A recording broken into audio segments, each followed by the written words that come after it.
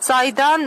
պատերազմների մասնակցի կին է, անչափահաս երեխաների մայր, թողել է երեխաներին եւ այսօր նստացույց է իրականացնում։ Ինչքան եք պատրաստում, քանի օր, քանի ժամ նստել եւ այլն։ Նախ շնորհակալ եմ, որ արձագանքել եք մեր խնդրին եւ այս ինչպես միշտ լուսաբանում եք այս մեծ հուսող հարցերը։ Այս պայթյունությամբ նախատեսել ենք իրականացնել 1 շաբաթ շարունակ ժամը 11-ից մինչև ժամը 8-ը։ Նստացույցը սկսում եմ ինքս մենակ եւ խնդրում եմ կոչ եմ անում այն մայրիկներին, ովքեր անտարբեր չեն Դավիթ Մինասյանի կյանքով, միանալ, գալ, նստել, աջակցել, մի քանի րոպեն անգամ մեզ համար մեծ նշանակություն կլինի։ Ինչ եք պահանջում գլխավոր դատախազից նստացույցով։ Գլխավոր դատախազին օրեր առաջ ուղարկվել է։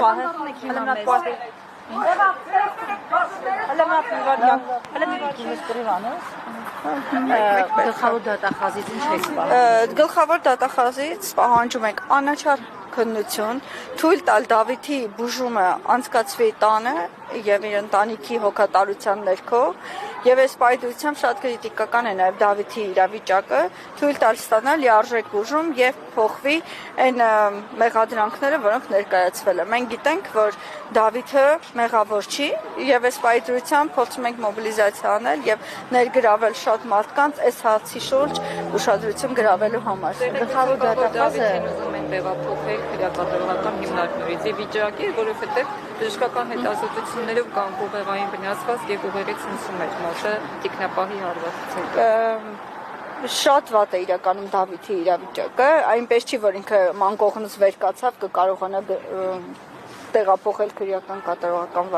հիմնարկ։ Մեր նպատակը նաև դա է խոչընդոտել, որպեսզի Դավիթը ստանա լիարժեք բուժում հիվանդանոցում մինչև այն պահը, որ ի վիճակի կլինի ենթարկվել դատախազության հրամանին։ Սաիդա գլխավոր դատախազը դատախազությունը անցած շաբաթ մերժեցին ազատ արձակել։ Այդ դեպքում այստեղ նստացույցը ինչքանով կփորձի փոխել նրանց տեսակետը։ Իրականում շատ լիահույս եմ, որ հնարավորություն կունենանք ազդել իրավիճակի վրա, այստեղ միայն նպատակային է, որ շատ մարդիկ ներգրավեն, երբ որ դու մի խնդրի շուրջ կարողանում ես շատ մարդկանց մոբիլիզացնել եւ խնդիրը բարձրաձայնել, հնարավորությունը մեծանում է, ընտանիքը զգա, որ ինքը մենակ չի։ Դավիթը երբեմն հարցում է, իսկ ինձ հիշում են իմ մասին մարդիկ հոգ են տանում, այսինքն ես ուզում եմ այս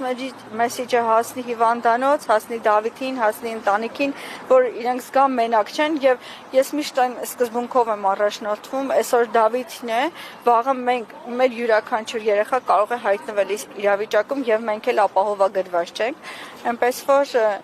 հիմնական նպատակը նա է ստանալ անհրաժեշտ բուժումը հիվանդանոցում եւ փաստաբանները ավելի մանրամասն կներկայացնեն ինչ վիճակ է ընթացքում։ Դուք տեսել եք։ Այո։ Թե գիտեք իրավապահները ինչ են ասում, վարչապետն է նկատում, որ իրավատանգությունը պետք է հսկվել է եւ այդ տղայի վրա բեջ կախած չէր, որ հասկանային, որ 18 տարեկան է, խնդիրներ ունի եւ այլն։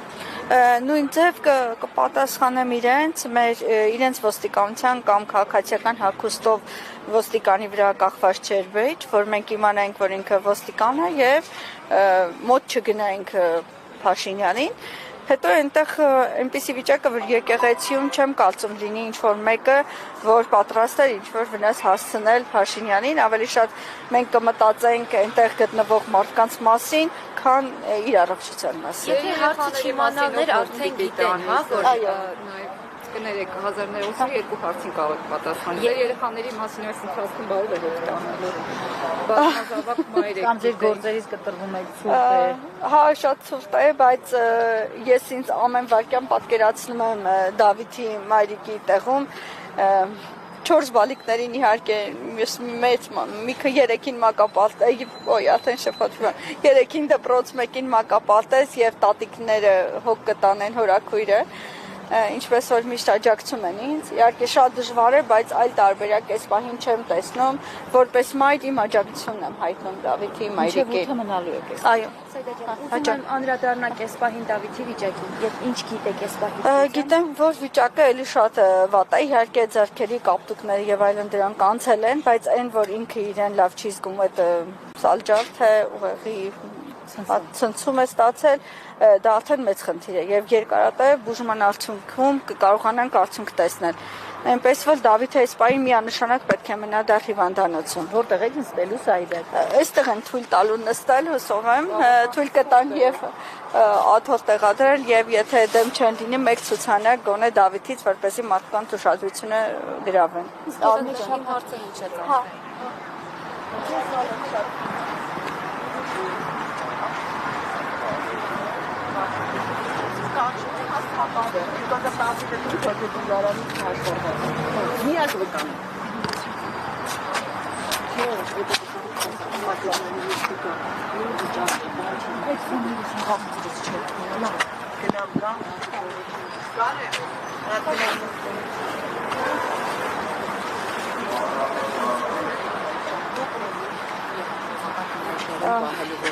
Այնքան բաց հարց եք տալիս, այդ հարցին երևի անգամ իրենք չեն կարող պատասխանել, ուղղակի եթե ինքը այդպիսի հավատացյալ մարդ է, հավատում է Աստծուն եւ եկել էր աղոթելու սիրտը բանալու Աստծո առջև, այս պարագայում ես կոչ եմ անում իր գթությանը, եթե ինքը այդքան աստվածավախ է,